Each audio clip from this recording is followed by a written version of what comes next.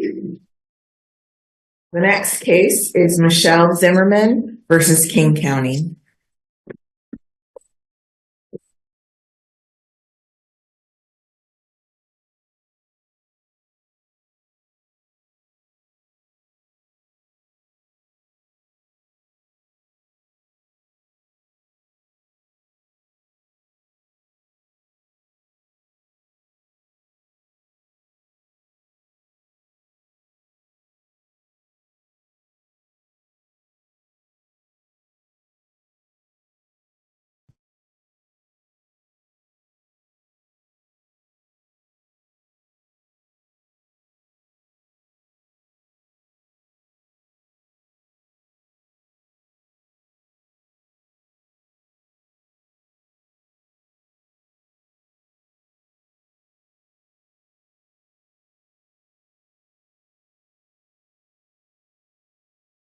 Good morning, Your Honors. May it please the court. My name is Robert Teal. I represent appellant Michelle Zimmerman. I have very little to add to my papers. A few opening remarks. Did you want to reserve any time? I would. I'd like to reserve 2 minutes. I apologize, Your Honor. I told the administrator in advance and forgot to tell you. This case is actually a fairly straightforward case of statutory interpretation. And we're asking the court to interpret the application of the PrEP Act to the respondents' activities during the COVID-19 pandemic. The trial court erred when it concluded that respondents were entitled to immunity without first determining as a legal and factual threshold whether they satisfied the conditions specified in the Secretary of Health and Human Services PrEP Act declaration. Those conditions being required to have immunity under the Act. The dismissal short-circuited this essential inquiry, and as a result, Dr. Zimmerman is being deprived of her constitutional right of access to the courts that develop a record establishing that those conditions were not, in fact, met. The PrEP Act explicitly states that a declaration may be made, quote, under such conditions as the Secretary may specify, and that immunity is in effect with respect to such activities as the Secretary may specify. But the trial court failed to consider the facts that were specifically alleged in the complaint and petition. The respondents' activities did not satisfy the conditions of the Secretary's declaration and did not meet the requirements, authorizations, and guidelines of, quote, authorities having jurisdiction over the COVID response, the covered countermeasures. So, counsel, the purpose of the immunity is to try to limit the claims that are brought, right? And to foreclose having to litigate the facts related to the administration of a covered countermeasure, correct? The intent, as evidenced in the legislative history, is to enable people to roll out the covered countermeasures swiftly and without the barriers that would otherwise be in place. So what you're saying is that because the people who provided the vaccine, the Department of Health, did not provide the proper notice, that they are therefore not immune. Am I understanding that correct? Actually, they are not immune because they didn't follow the requirements of either the declaration or of the other authorities having jurisdiction, such as the CDC. The PrEP Act itself, Congress said to the Secretary, thou shall ensure, quote unquote, that potential recipients are informed of contraindications and that providers follow the guidance of the CDC. Make it a fact question in each case that for each person administered the vaccine, that they can just raise a claim then that there was something improper in, again, the process of the administration, as to whether when I went on March 21st of 2021, was there a sign there? And that should be enough to defeat immunity? That's what you're suggesting. Well, that's a policy question. And the legislature gave the authority to the Secretary to impose those conditions. He doesn't have to do it. He could take out, for example, a nationwide advertising campaign saying, here are the contraindications. Here are the benefits. It's a voluntary program, but he didn't. He specified conditions that you must act in accordance with the authorizations of authorities having jurisdiction. Now, authorizations are it's a fascinating statutory scheme.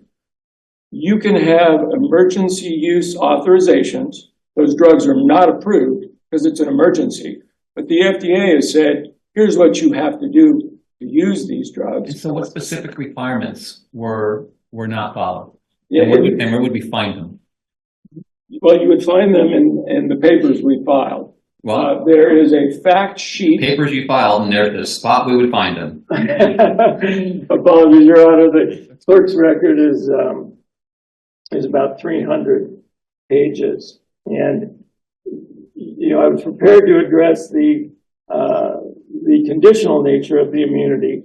The requirements are in the fact sheet that is attached to the record. Oh goodness, it's in the clerk's papers.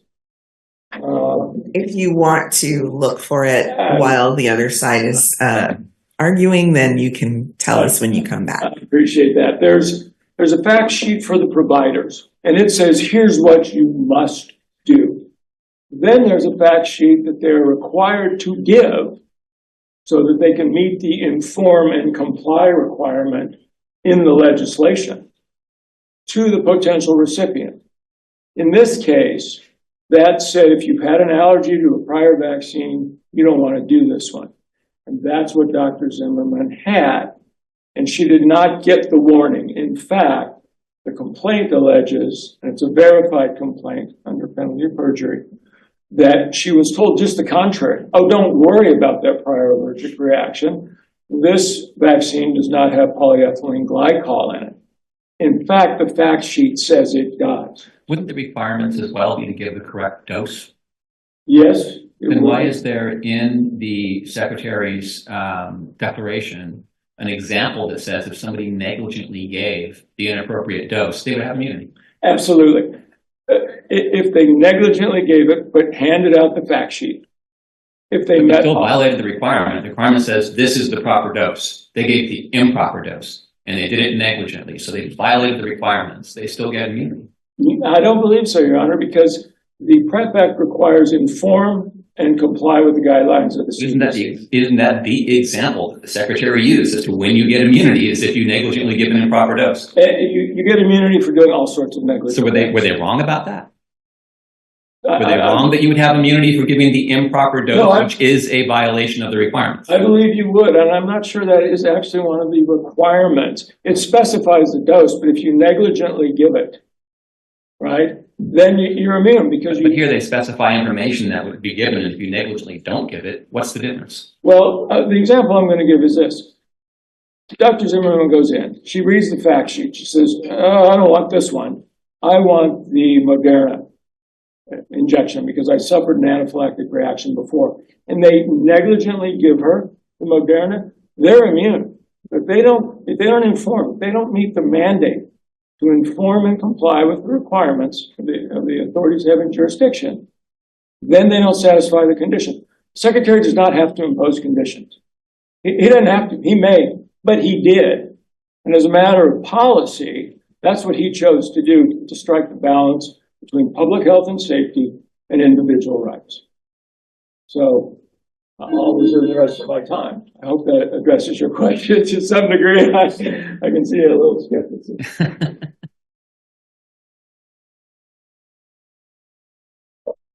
Your Honors, good morning. You may please the court. Andre Nedelku, Senior Deputy Prosecutor on behalf of King County and the individually named county respondents. Just want to ask briefly, is the court giving both the county and the city 10 minutes of argument, or is it combined? It's combined. All right. I'll move swiftly then. We're asking the court today to affirm the dismissal of Ms. Zimmerman's various causes of action based on the expansive scope of PrEP Act immunity conferred by Congress, which by its plain language extends to claims under both federal and state law.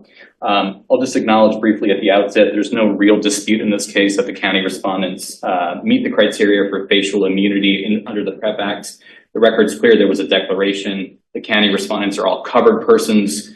The J&J vaccine was a covered countermeasure, and Ms. Zimmerman, at least with respect to the first 4 causes of action, pled claims for loss. There's no dispute about that were caused by or related to the covered countermeasure. And when these requirements are satisfied, right, the only exception to immunity carved out by Congress in the PrEP Act is a federal cause of action for instances of willful misconduct, which Ms. Zimmerman does not allege.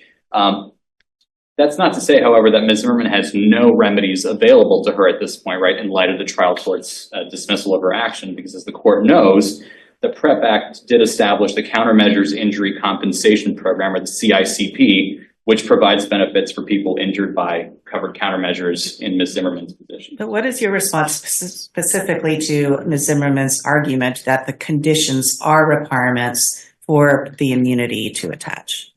Right. So Ms. Zimmerman is arguing that the PrEP Act immunity is actually conditional and qualified, right? Insofar as it only covers activities that don't violate what she calls public health requirements inhering in either federal or state law. And so she quotes, as I think counsel did, from the HHS Secretary's Emergency Declaration in her brief on page 23, the opening brief, that immunity is being extended to covered persons who engage in, quote, activities authorized in accordance with the public health and medical response of the authority having jurisdiction. And the trouble with this argument, right, is that Ms. Zimmerman appears to be taking liberties with the phrase authorized activities to include compliance with a litany of vague and nebulous state law duties. Public health requirements, as we've argued in our written pleadings, is a term of art that's conceived by the appellant that appears nowhere in the PrEP Act, the Secretary's declaration, or any advisory opinions. And to the extent that Congress did condition the scope of PrEP Act immunity on anything, right, that's actually found in the text of the PrEP Act itself. And I would direct the court to 42 USC 247D-60, subsection A3, right? That's the same subsection that deals with protection from liability. And it says, subject to the other provisions of this section, immunity under paragraph 1 with respect to a covered countermeasure applies only if, and then it enumerates a number of circumstances, the countermeasure was administered or used during the effective period of the declaration, the countermeasure was administered or used for the category or categories of diseases, health conditions, or threats to health in the declaration. And then lastly, it has some criteria with respect to individuals who qualify as program planners or qualified persons. So those are the specific conditions that Congress has enumerated that in any way limit the scope of PrEP Act immunity. But in every other case, PrEP Act immunity is broad in scope, and the policy trade-off that, I think the policy underlying the PrEP Act, right, as I've already stated, is that manufacturers, administrators, people involved in dispensing covered countermeasures do get this immunity, but in exchange, even though you don't have a right to sue pursuant to the immunity provisions, you do get benefits and compensation under the one thing CICP. that PrEP Act does limit immunity to is claim for loss, right? And so with regard to the writ of mandamus, which is an equitable request to force a government agent to do something, how is that a claim for loss? It's a claim for loss because if you look precisely, Your Honor, at the relief that Ms. Zimmerman was seeking with respect to the petition for mandamus, right? She sought to compel the respondents to submit a VAERS report to the federal government so she could procure what she called badly needed disability benefits.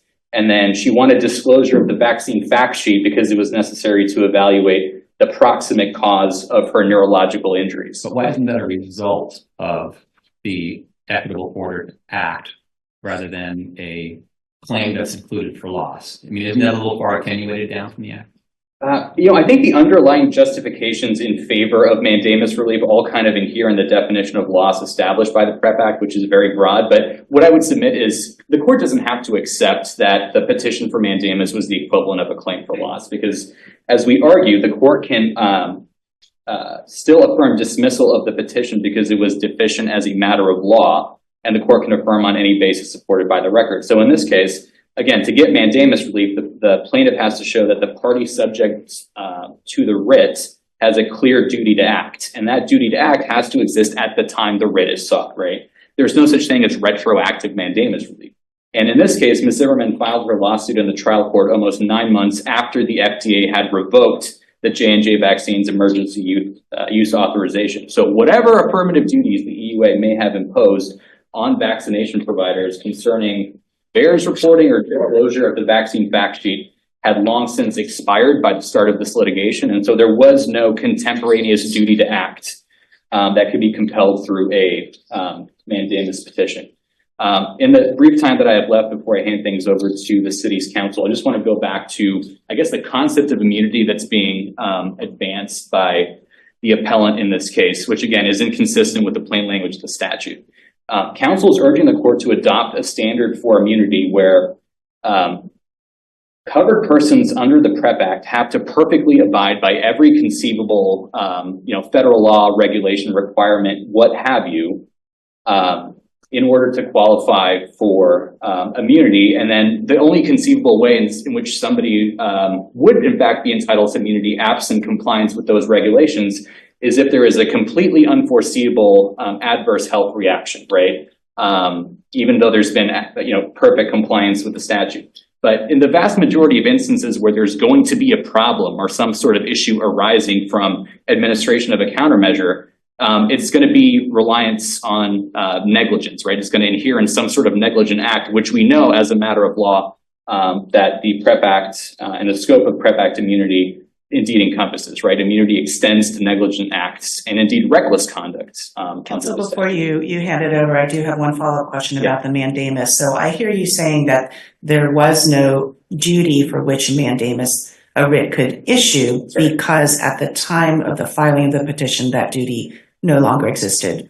Are you saying that before that, though, would you agree that there was a duty to do this reporting pursuant to the proper administration of the vaccine? I think that's what the EUA compelled, right? There were certain requirements that were imposed on covered persons in this case, but as far as the timeline is concerned, again, that there was no contemporaneous duty because the EUA for the vaccine had been revoked well in advance of Ms. Zimmerman seeking relief in the trial court. Okay. Thank you. I'm going to ask the bailiff to give the counsel for the city 3 minutes since we asked a follow-up question. This court, Alice Appear on behalf of the city of Seattle and Bruce Harrell. We agree, of course,